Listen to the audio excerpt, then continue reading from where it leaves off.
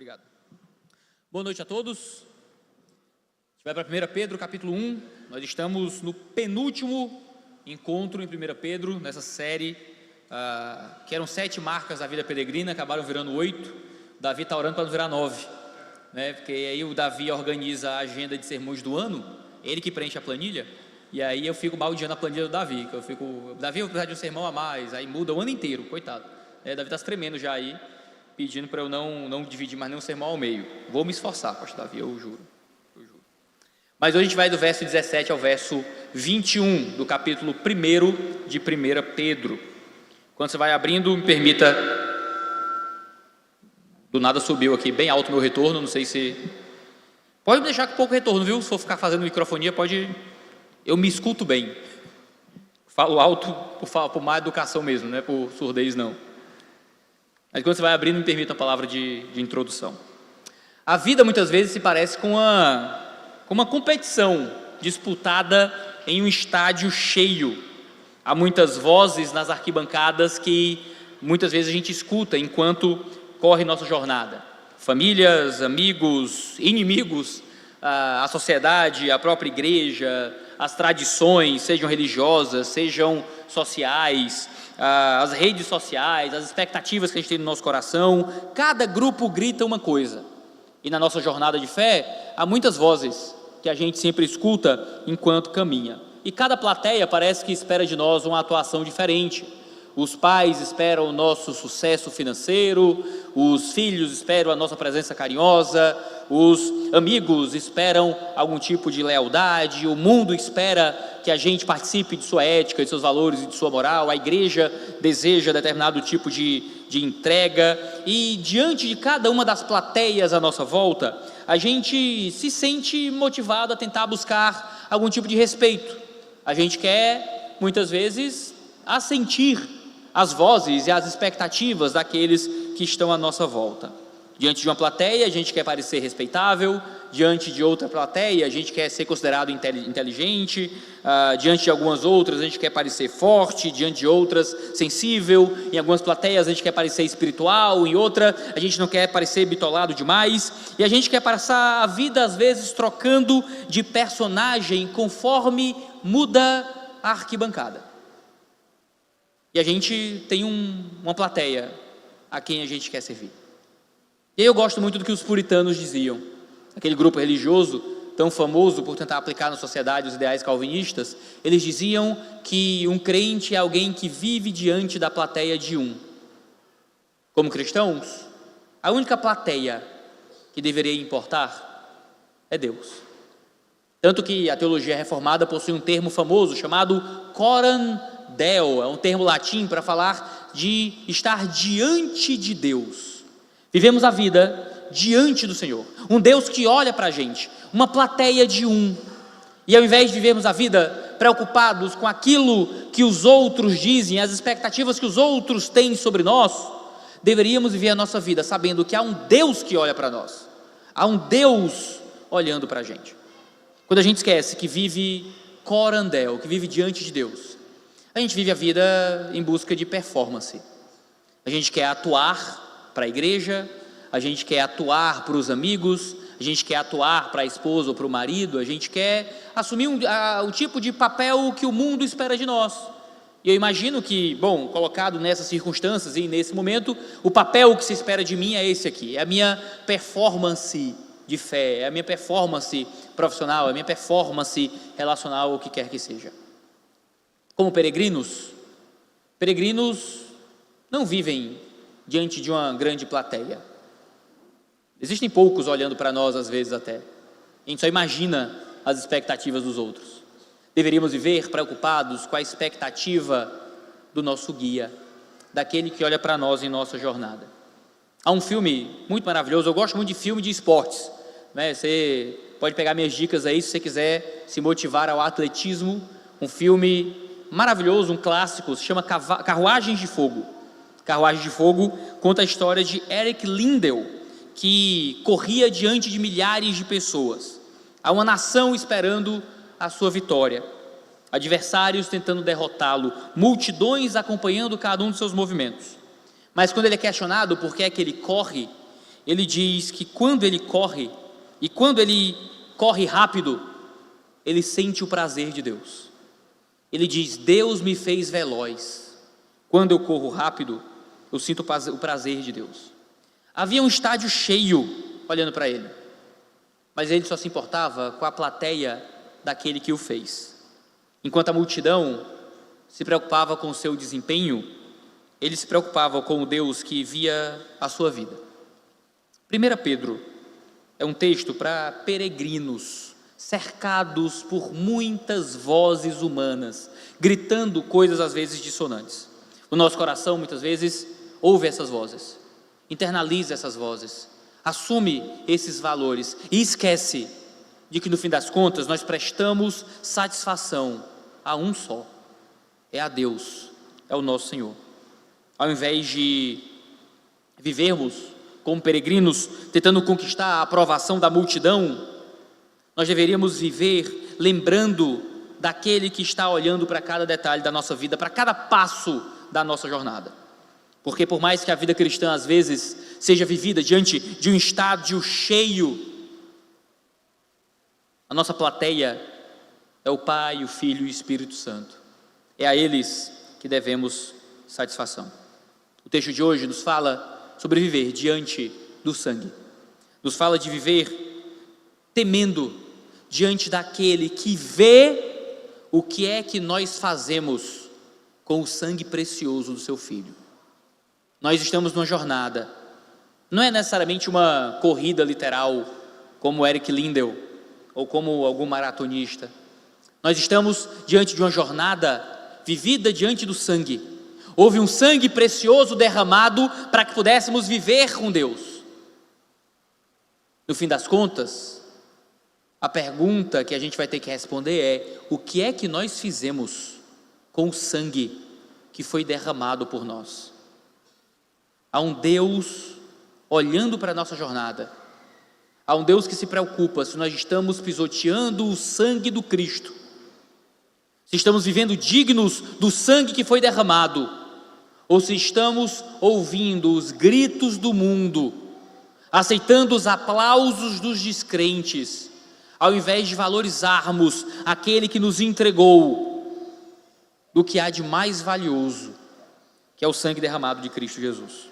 1 Pedro 1, a partir do verso 17, diz o seguinte: e se vocês invocam como Pai aquele que sem parcialidade julga segundo as obras de cada um, vivam em temor durante o tempo da peregrinação de vocês, sabendo que não foi mediante coisas perecíveis, como prata ou ouro, que vocês foram resgatados da vida inútil que seus pais lhe legaram, mas pelo precioso sangue de Cristo, como de um cordeiro sem defeito e sem mácula. Ele foi conhecido antes da fundação do mundo, mas foi manifestado nestes últimos tempos em favor de vocês. Por meio dele, vocês creem em Deus, o qual o ressuscitou dentre os mortos e lhe deu glória, para que a fé e a esperança de vocês estejam em Deus. Em Deus. Queridos, primeiro, os peregrinos vivem diante do olhar do Pai. É o que diz o verso 17 do texto que nós acabamos de ler. E se cada um de vocês invocam como Pai aquele que sem parcialidade julga segundo as obras de cada um, vivam em temor durante o tempo da peregrinação de vocês. O cristão, meus irmãos, não é alguém que corre sozinho. O cristão é alguém que corre com uma testemunha. Deus é chamado de Pai. E o seu olhar não é o olhar distante de um espectador indiferente. É o olhar daquele a quem pertencemos, somos dele, e ele olha para nós. O nosso Pai, irmãos, é um Pai que julga. O texto é muito forte, o texto fala que a gente invoca como Pai alguém que julga sem parcialidade. Porque se o teu pai é poderoso, meu irmão, pega o filho de alguém importante numa blitz, Ah, vou ligar para papai, ele vai resolver para mim, ele conhece alguém e tal. Mas a gente invoca como pai aquele que julga sem parcialidade. Você acha que porque Deus é teu pai, ele vai aliviar para a tua descrença, para a tua vida ímpia, para a tua falta de arrependimento? Aquele que é nosso pai julga sem parcialidade. Saber que o nosso juiz é nosso pai nos dá esperança em saber que existe um amor presente, existe um pai que vai nos instruir sobre o caminho do bem, mas quando chegarmos no tribunal, se formos culpados, o nosso pai julga sem parcialidade. Nosso pai é nosso juiz, ele acompanha a caminhada e ele avalia as nossas obras. Enquanto muitos julgam pela aparência, pela popularidade, pelo resultado, Deus julga com verdade. Não sei se você conhece essa história, mas nos primeiros dias da República Romana, havia um cônsul chamado Lúcio Júnior Bruto, um nome bem interessante. E Bruto descobriu que os seus próprios filhos estavam participando de uma conspiração contra a cidade. Diante dele estavam os homens que havia traído Roma, mas eram também os meninos que ele havia criado. Imagina o coração de pai do cônsul quando ele sentou para julgar seus próprios filhos. A autoridade do juiz não desapareceu, porque ele havia criado os acusados.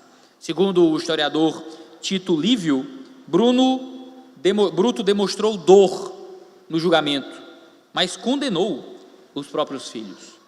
Ele tinha autoridade para liberar os seus filhos, mas Bruto representa o peso da justiça. Dura lei, dizem os juristas, dura lei, triste lei. Mesmo um pai, diante de filhos criminosos, precisa punir seus filhos de forma real. Mas Bruto representa uma justiça fria, trágica. 1 Pedro nos lembra que o pai que julga, e que julga sem parcialidade, também é aquele que entrega um resgate pelos seus filhos. O resgate é o sangue de Jesus. Nós temos um pai que julga sem parcialidade, mas porque é pai, nos oferece um caminho justo de redenção, para que possamos escapar da dura lei que é justa diante do nosso pecado. Irmãos, nós temos um Deus que nós invocamos como Pai, que nos recebe, nos ama e nos chama de filhos. E este Pai nos julga sem parcialidade, segundo as obras de cada um. Somos julgados por obras, irmãos. Somos uma igreja protestante, cremos em justificação pela fé. Mas como é que a nossa fé será avaliada? A nossa fé será avaliada pelo modo como nós nos comportamos, pelo modo como nós vivemos. Nós não somos salvos pela fé para justificar uma vida ímpia. Não, pastor, aqui dentro tem fé, por mais que aqui fora só tenha pecado, adultério, blasfêmia, aqui fora só a bebedeira, só a falta de amor ao próximo, mas dentro tem fé. Deus não compra essa conversa. Aquele que julga sem parcialidade não vai julgá-lo por aquilo que você declara, se tem fé ou não tem. O modo como você declara se tem fé ou não é por meio do modo como você vive. Irmãos, a fé não vai contar com a sua saliva no último dia. No dia do julgamento final, a sua fé será avaliada não pelas suas declarações, se você tem fé ou não. Será avaliada por uma vida que corresponda a essa fé. Não venha me dizer que você é crente, que você é salvo, se você está deliberadamente escolhendo uma vida que está longe daquilo que Deus espera de você. Não venha me dizer que você é salvo se você escolheu deliberadamente uma vida sem arrependimento pelo seu pecado. Se você não respeita o seu marido, se você não ama os seus filhos, se você não é fiel à sua esposa, se você não se afasta das obras mortas do pecado, se você se entrega à lascívia, à prostituição, à iniquidade, vive livremente no pecado e vem me dizer que tem fé. Não, pastor, eu sei que Cristo me salvou. Mentira! Porque aquele que julga sem parcialidade vai avaliar se a sua vida correspondeu àquilo que você falava. Somos salvos pela fé e pela fé somente. E a fé será avaliada pelos frutos que ela dá, pela expressão externa que ela tem. É impossível ter fé e viver igual ao mundo. É impossível ter fé genuína e salvadora e não ter obras que correspondam a uma vida diante do Pai. Irmãos, nós somos peregrinos nessa terra. Nós não aproveitamos o fato dele ser o nosso Pai para vivermos displicentemente, como o filho do juiz que acha que está acima da lei. Se somos filhos do juiz, nós somos exemplo de seguir a lei. Nós somos exemplo de fidelidade, exemplo de obediência, porque o nosso Pai é o juiz do universo. Como viveremos uma vida que desonra o grande juiz? Às vezes você pode viver a sua vida pensando: pastor, o que é que vão pensar de mim? O pessoal da faculdade vai me zoar, pastor, vou sofrer bullying no trabalho, pastor. E a verdade, nós deveríamos viver de uma forma que corresponda a ter o juiz como Pai. Você pode estar diante de um estado cheio, uma plateia ampla olhando para você, esperando coisas de você. No fim das contas, a sua vida tem que ser vivida em referência ao seu Pai, ao seu juiz, ao único que lhe vê como você realmente é. Devemos viver em temor, irmãos. O termo é que nós vivemos em temor diante desse Pai que é o nosso juiz. A palavra bíblica para temor é uma palavra bem ampla. Dá para traduzir por medo, dá para traduzir por um tipo de reverência. Meio que na linguagem grega, meio que invoca isso tudo um pouco. Se o teu pai é um juiz e você começa a cometer crimes, isso deveria gerar um medo um pouco maior, um temor maior, porque você sabe, talvez, da integridade daquele que está na sua casa. Você não vai viver diante simplesmente de um juiz qualquer. O seu próprio Pai, que te ensinou o caminho do certo, do bem, do justo, que vai te julgar sem parcialidade, é que estará contemplando as suas obras. Devemos viver em temor, irmãos, dentro desse tempo de peregrinação que Deus nos deu. Essa vida é temporária, irmãos, é uma vida curta, e temos um Pai que nos acompanha, um Pai que nos julgará, mas não deixará de ser nosso Pai, um Pai que nos amará, mas que não deixará de ser nosso juiz. Se nós vivermos diante dEle, preocupados com Ele, para agradar a Ele, irmãos, nós teremos um caminho de redenção, um caminho de esperança, porque o Pai nos deu sangue. Esse é o meu segundo ponto. O peregrino vive para aquele que pagou o seu resgate. A maravilha de termos um Pai que é juiz, é que este mesmo juiz nos entregou um caminho de perdão para os nossos pecados. É o que diz o verso 18 e 19, sabendo que não foi mediante coisas perecíveis, como prata ou ouro, que vocês foram resgatados da vida inútil que seus pais lhe legaram, mas pelo precioso sangue de Cristo, como de um cordeiro sem defeito e sem mácula. Pedro menciona talvez uma das plateias mais poderosas que nós possuímos, os nossos antepassados. O texto vai dizer que havia uma vida inútil, uma vida sem valor, que nos foi legada pelos pais. Muitas pessoas, muitas vezes, continuam vivendo diante dos olhos de seus pais, mesmo depois que cresceram, tentando corresponder às expectativas da família, repetir os valores, provar que venceram ou algo do tipo. Muitas vezes os pais viviam vidas terríveis de pecado, e às vezes nós nos sentimos legados a esse tipo de vida, de pais que traíram as mães, de mães que se entregaram ao alcoolismo, de casamentos destruídos, de vidas em torno dos bens e do dinheiro e dos valores. Muitas vezes nós repetimos padrões pecaminosos que existem nos nossos lares há muito tempo. Pedro diz que alguns padrões são herdados mesmo. A gente aprende dos pecados dos nossos antepassados muito mais do que a gente está disposto a assumir. Não acredito em maldição hereditária. Não está na Bíblia esse tipo de coisa, de que os pecados dos seus pais é um tipo de maldição, e aí você tem que se arrepender dos pecados do seu pai. Já participei de rituais, pastor Davi, para me arrepender como pessoa e como linhagem. Eu tinha que me arrepender dos pecados da minha linhagem, para que as maldições hereditárias fossem quebradas na minha vida. Nada disso está na Escritura, nada disso é bíblico. Mas veja, por mais que não exista maldição hereditária, não ignore o poder da sua criação sobre o seu caráter, o poder do seu contexto sobre quem você é. Quantas moças eu já conheci que não acreditavam no casamento, porque não viram nenhum casamento dar certo na sua família? Quantos homens eu conheci que não acreditavam em fidelidade conjugal, porque nunca viram um homem fiel na própria família? Quantos de nós não aprendemos e repetimos pecados e comportamentos terríveis por causa de uma vida inútil que nos foi legada pelos nossos pais, nossos antepassados? A nossa criação é muito poderosa, mas, irmãos, algo que pode nos fazer escapar das influências do mundo, da cultura, dos pais, dos antepassados, dos descrentes, da arquibancada sobre nós, é justamente o poder do sangue.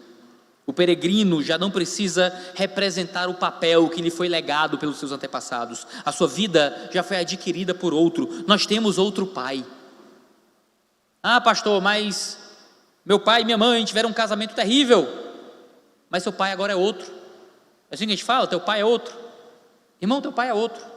Você tem o seu pai físico, obviamente, você o ama, você o recebe, mas espiritualmente, se você foi criado por descrentes, se na sua família você não foi apresentado aos valores do reino, se você viu constantemente na sua criação pessoas sendo entregues ao pecado, irmãos, entendam, vocês foram resgatados para outra família, para outra entidade espiritual. Há um pai que te entregou sangue para te redimir de vidas inúteis que este mundo pode ter sobre você como expectativa. Dizem que o fruto nunca cai longe da árvore. Filho de peixe, peixinho é, dizem. Ah, irmãos, nada mais mundano do que acreditar que crentes vão sempre repetir os pecados das suas famílias, dos seus pais, dos seus parentes. Nós fomos comprados pelo sangue, nós nascemos de novo, nós nascemos novamente. Não entramos no ventre de nossas mães para nascer novamente, mas nascemos agora do alto, nascemos do Espírito. Prata e ouro não compraram a nossa liberdade, a libertação dos pecados que muitas vezes entram nos nossos corações e parecem que ficam incrustados em nossa alma, porque estão lá desde cedo, desde jovenzinhos. Pastor, faz décadas que eu vivi assim. Cristo te comprou com sangue para que você não precise mais viver preso aos pecados do passado, aos erros da sua família. Cristo entregou sangue. Uma das obras mais magníficas que eu já li é um livro chamado Os Espectros. É de um dramaturgo norueguês do século XIX, chamado Henrik Ibsen. Ele escreveu uma das peças mais maravilhosas do teatro moderno, sobre a história de uma senhora chamada Alvin. Durante anos ela tentou preservar a boa reputação do seu marido, que era o capitão Alvin, porque ele era um homem muito respeitado na cidade. E aí ele era um homem aparentemente honrado, era um capitão, e ela contribuía para o imaginário, para a reputação do seu marido. Acontecia que dentro de casa ele era um homem terrível, era irresponsável, era infiel, era moralmente destruído. Mas depois que ele morre, a senhora Alvin tentou esconder todos os pecados do seu marido, porque ela queria proteger o nome da família. Ela queria evitar que os filhos conhecessem as verdades sobre o próprio pai. Chegou a construir um orfanato em homenagem ao próprio marido, como se uma obra pública pudesse apagar tudo aquilo que ele fez dentro de casa.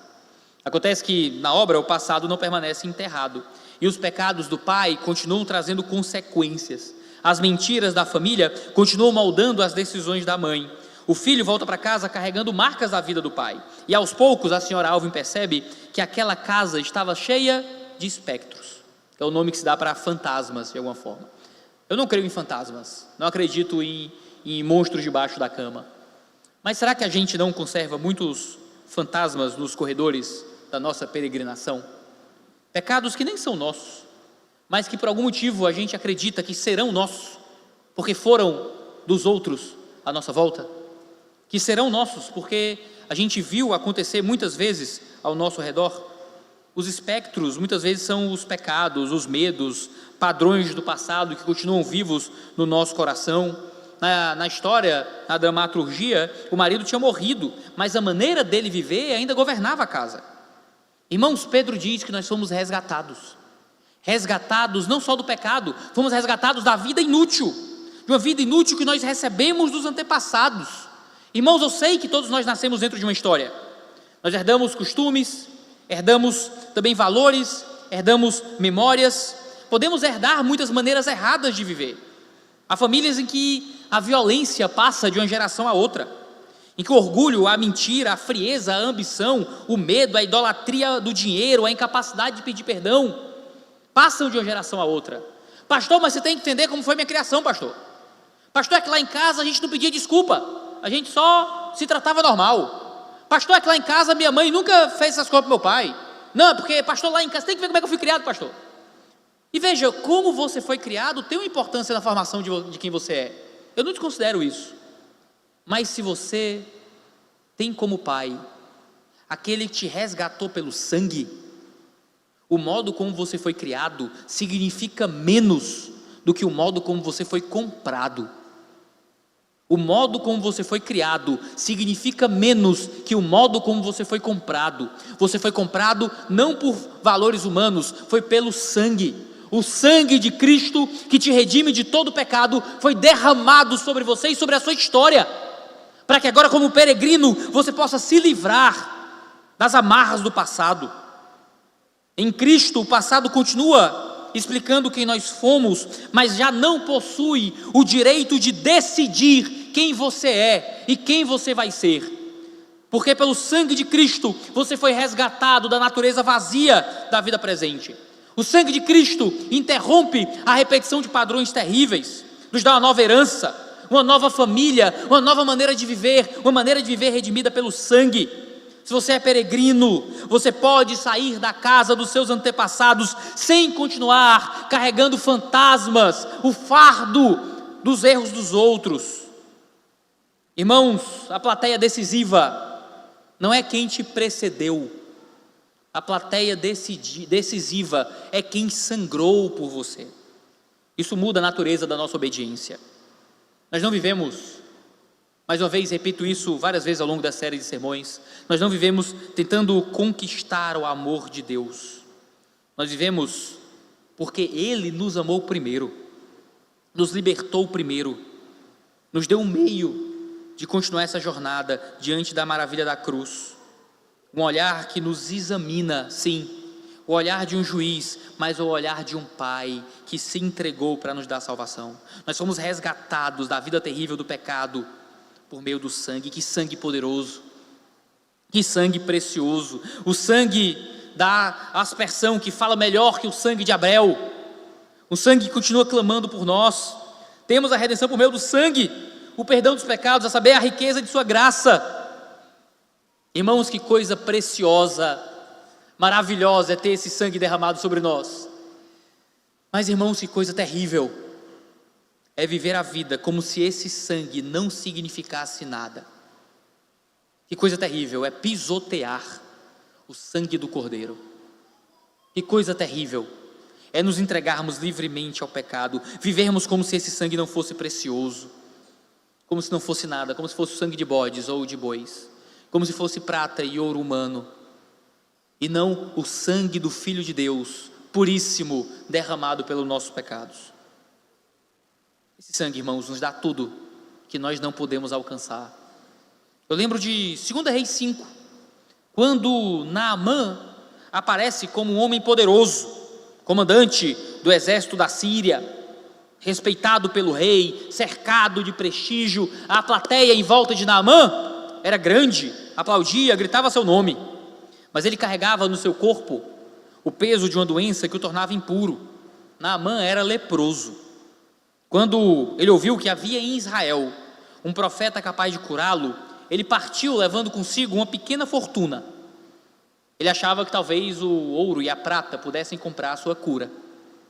O texto diz que ele levou roupas finas, levou ouro, levou prata, e Naamã viajou preparado para comprar a sua libertação. Ele possuía aquilo que os homens costumavam costumam até hoje usar para resolver os seus problemas. Dinheiro e surra só não resolve quando é pouco. Não é isso que dizem? Dinheiro e surra, se for pouco não resolve não, mas tendo bastante, com dinheiro e com surra você resolve muita coisa. Naamã pensava assim, rapaz, tem lá o profeta, ele cura o povo, eu estou doente, dinheiro só não resolve se for pouco, vamos lá no profeta. Ele tinha autoridade, ele tinha influência, prata, ouro, nada disso podia comprar a sua libertação. Ele chega na casa de Eliseu e o profeta não sai para recebê-lo. Não sei se você lembra disso da história, é meio chocante, ele era um homem de prestígio. Se vai uma pessoa de prestígio na tua casa, uma pessoa importante na tua porta, meu irmão, tu faz uma sala, tu sai, como é que vai, Senhor, autoridade, né? Ele não sai da porta, nem olha para Naamã. Ele manda uma mensagem: Naamã deveria mergulhar 7 vezes no Rio Jordão. Eu imagino que Naamã ficou muito ofendido, ele esperava talvez uma cerimônia digna da sua posição. Esperava que o profeta saísse, invocasse o nome de Deus, realizasse um grande gesto, talvez ele esperasse alguma negociação acerca daquela riqueza, mas a cura não estava à venda. Ele teve que descer do cavalo, entrar nas águas do Jordão, e só quando ele obedeceu a palavra de Deus é que ele foi realmente restaurado. Depois disso ele voltou para Eliseu, e em gratidão tentou entregar presentes. Eliseu recusou os presentes.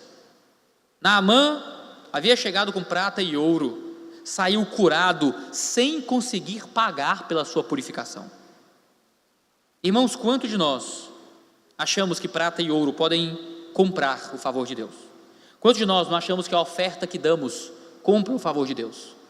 Eu entrego os dízimos de tudo quanto ganho, eu oferto na igreja, eu ajudo na obra missionária, pastor, você tem que ver o quanto eu oferto, o quanto eu dou. Talvez Deus possa me perdoar por esses pecados, pastor, o quanto eu me dedico, eu não perco um culto. Estou lá nas terças-feiras no polo do culto de família, quando é na minha casa eu compro até bolo. E a gente acha que pode de alguma forma comprar a nossa purificação com coisas humanas. Mas irmãos, para perdoar os nossos pecados, toda a riqueza do mundo seria insuficiente. Se todo o ouro que já foi retirado do veio da terra, se todo o diamante que já foi refinado, se todas as glórias e riquezas humanas, se toda a natureza, se todos os rios, se todas as estrelas do céu e as nebulosas, se todos os anjos e os seres viventes fossem sacrificados e entregues pelo nosso pecado, não seria o bastante. Apenas o sangue do Cordeiro, apenas o sacrifício daquele que era infinito e perfeito, podia purificar corações tão duros, irmãos. Foi o sangue do próprio Deus derramado por nós. Esse é o poder do sangue, essa é a grandeza desse sangue. Você precisa talvez estudar e trabalhar para ter riquezas nesse mundo, você precisa talvez de um bom currículo para ser contratado numa empresa, talvez você tenha que conseguir boas notas para crescer academicamente, talvez conseguir beleza humana para conseguir ser cobiçado por quem você tanto deseja, mas para sermos salvos, nada é suficiente, nada poderia ser levado em conta. Sim, irmãos, somos julgados pelas nossas obras, não porque as nossas obras são bastante para nos salvar, não porque elas são levadas em conta para a nossa salvação, mas porque elas apenas representam que nós vivemos uma vida respeitando o sangue que foi derramado por nós.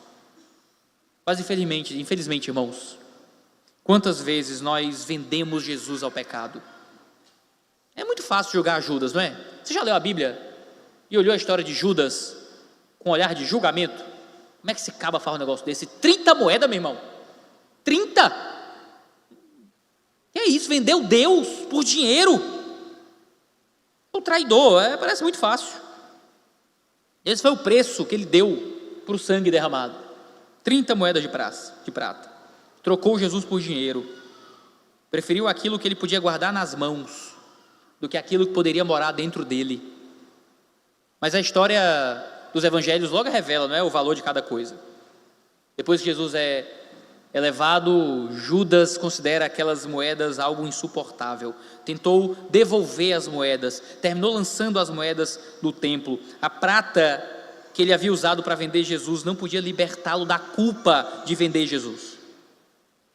Irmãos, às vezes a gente vende Cristo por coisas baratas, a gente vende Jesus por uma noite de aventura, a gente vende Jesus por uma sensação subjetiva e temporária de liberdade, a gente vende Jesus por um gole um pouco mais e uma noite ébria, uma noite às vezes fora da própria mentalidade, a gente vende Jesus pelo sentimento de que é amado por um homem ou por uma mulher, a gente troca Jesus por um pouco mais de dinheiro, por um pouco mais de prazer, por um pouco mais de alegria. 30 moedas de prata são nada, a gente troca Jesus por menos.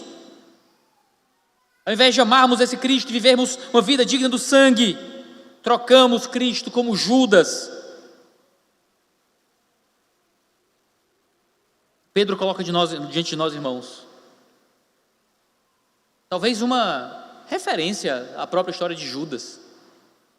Não foi a prata e o ouro perecíveis que compraram a nossa redenção. Fomos comprados por um sangue derramado. O pecado, irmãos, todos os dias repete a escolha de Judas. Repetimos a escolha de Judas sempre que tratamos o sangue de Cristo como descartável.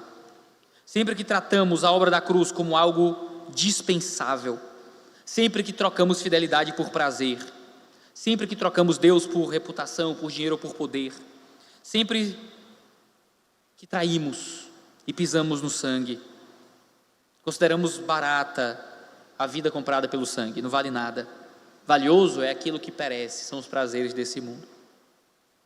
Eu acho que é aqui que Pedro nos motiva, irmãos, nos motiva ao temor, a receber o perdão, a receber a graça daquele que é o nosso Pai. Eu não consigo não lembrar de Os Miseráveis, de Victor Hugo, quando Jean Valjean, ele sai da prisão endurecido, depois de anos de sofrimento. Ninguém quer recebê-lo, ninguém quer dar um trabalho para um ex-presidiário.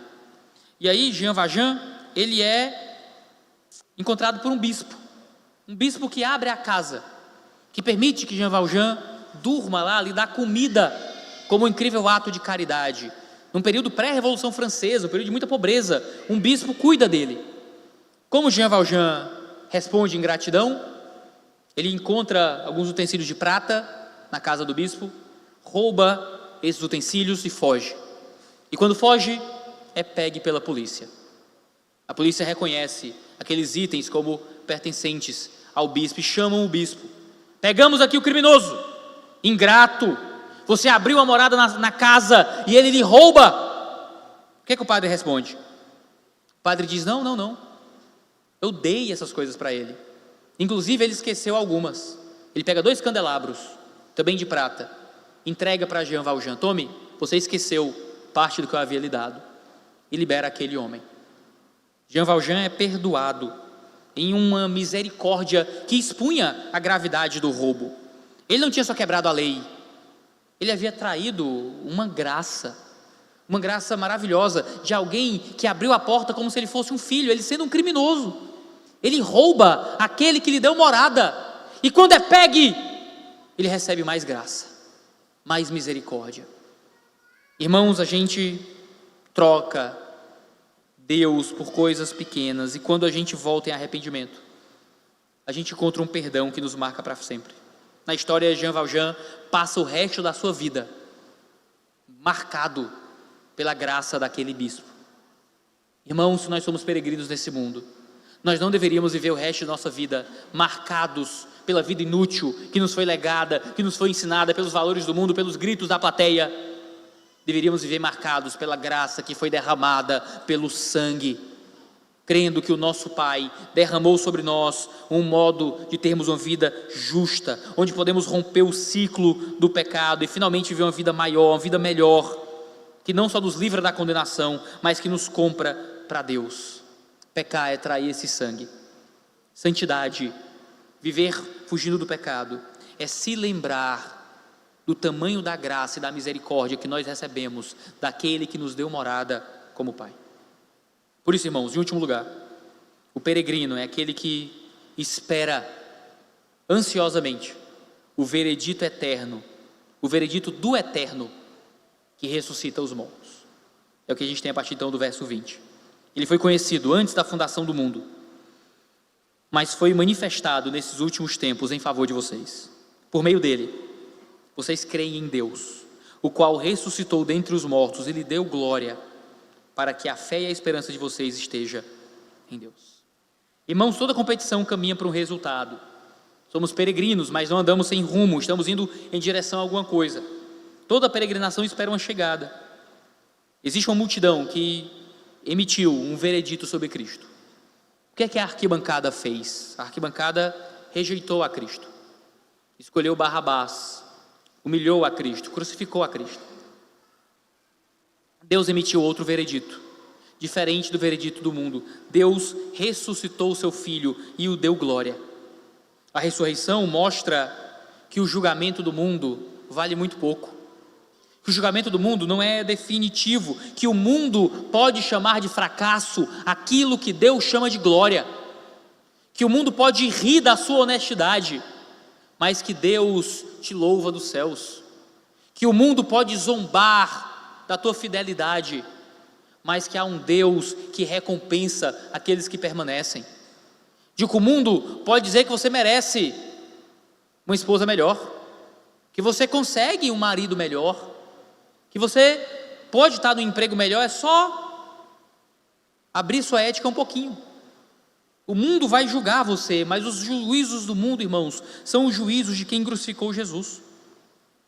Por isso, irmãos, que a nossa fé e a nossa esperança não estão no mundo. A nossa fé e a nossa esperança estão em Deus.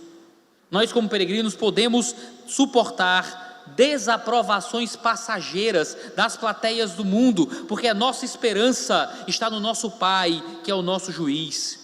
A gente pode perder o aplauso do estádio, porque conhece o veredito que vem quando o estádio está vazio, quando aquele que importa vai olhar para nós. Nós podemos rejeitar a glória do mundo, podemos rejeitar os aplausos mundanos para permanecermos firmes diante daquele que morreu, daquele que derramou o sangue, daquele que é o eterno, aquele que é conhecido desde antes da fundação do mundo. Porque o texto diz que o eterno encarnou na história a favor de nós. Irmãos, que história maravilhosa! O eterno entra na história, o eterno entra nesse mundo, entra por nós, entra a favor de nós. Eu não sei se você gosta de quadrinhos. Eu sou um homem de 34 anos, eu ainda gosto de quadrinhos. Você me perdoe aí, se isso lhe ofende de alguma forma. Mas tem um quadrinho que eu gosto muito, chama Watchmen. É uma história em quadrinhos que passa numa distopia sobre a queda dos heróis. Existe a era de ouro dos heróis, mas os heróis agora foram criminalizados. E aí você tem agora todo um cenário sobre como é que é esse mundo pós-heróis. É o tipo de coisa que eu gosto de ler. E tem um personagem chamado Dr. Manhattan nessa história. Dr. Manhattan é uma das poucas pessoas com superpoderes nessa história. Ele era um cientista, estava lá no experimento, aquela velha história de quadrinho de filme de super-herói, né? Para uma radiação maluca chega nele, ao invés dele ficar com 3 cabeças, ao invés dele ter câncer, né? Ao invés de acontecer com ele o que acontece quando a radiação te acompanha, quer dizer, morrer imediatamente às vezes, né? Ele desaparece, mas então ele volta como um ser cósmico, quase divino. O Dr. Manhattan, ele controla o tempo, ele controla o espaço, e o passado, o presente e o futuro, para ele são uma coisa só. Ele se coloca além das limitações humanas, se torna quase onisciente, se torna quase onipresente, ele se torna quase Deus. Ele é Deus na história, praticamente. E a história fala que ele começa a se distanciar dos seres humanos. Ele era casado, se distancia da esposa, não consegue mais dar atenção para o mundo. Chega um momento da história que ele diz que ele se cansa da gente. Ele se cansa das nossas guerras, ele se cansa da nossa violência, se cansa da nossa disputa, se cansa da nossa capacidade de transformar tudo em destruição. E em determinado momento ele vai embora da Terra e vai morar em Marte, vai para outro planeta.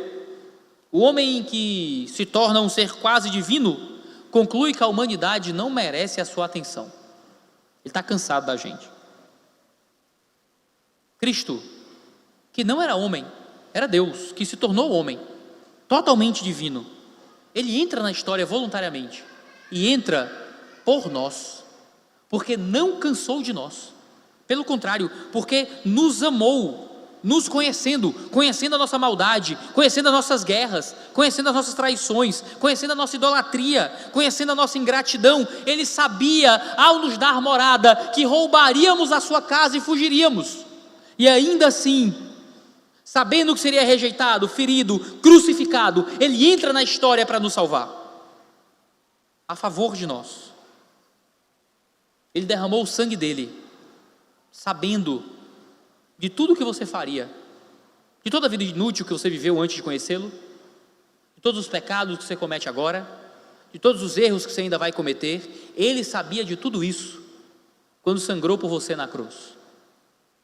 Como podemos então olhar para esse amor e essa graça tão grande e pisar no sangue como se ele não fosse nada?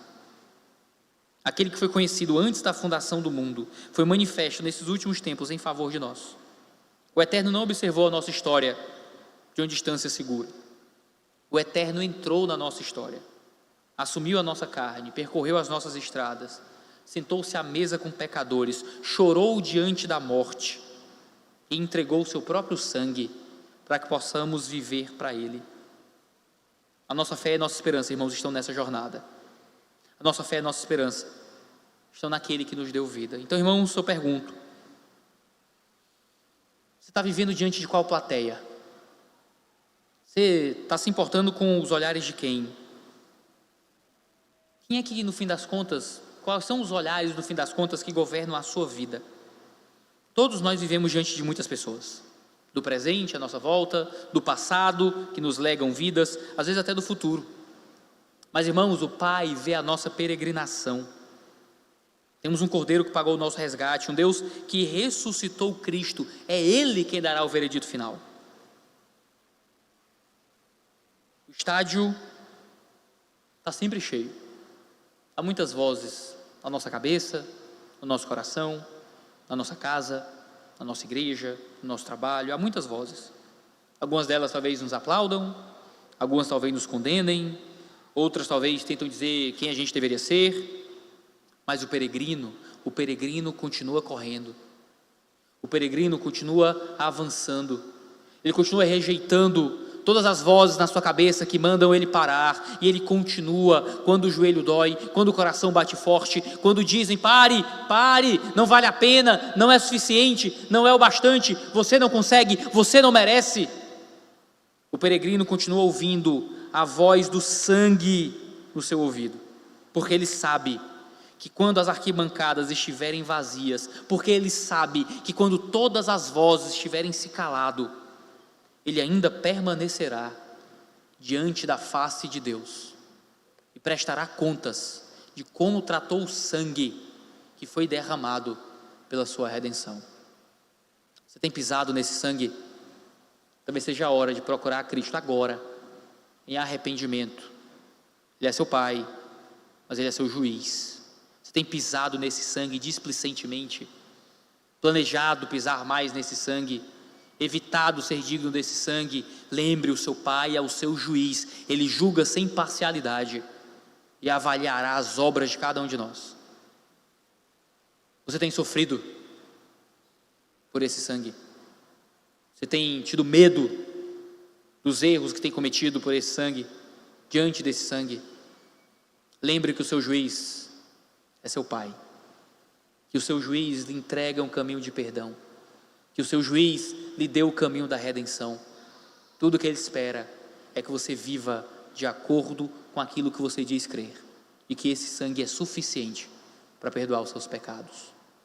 Que Deus possa nos abençoar essa noite e nos lembrar da força e do poder desse sangue, que possamos ser fortificados para corrermos longe dos espectros, longe dos fantasmas desse mundo, longe das vozes mundanas, olhando para o alvo, olhando para o rastro de sangue que nos aponta o caminho da redenção. Opere isso em nós, Senhor, para que possamos viver vidas dignas de Ti. Assim eu peço, no santo nome de Jesus. Amém.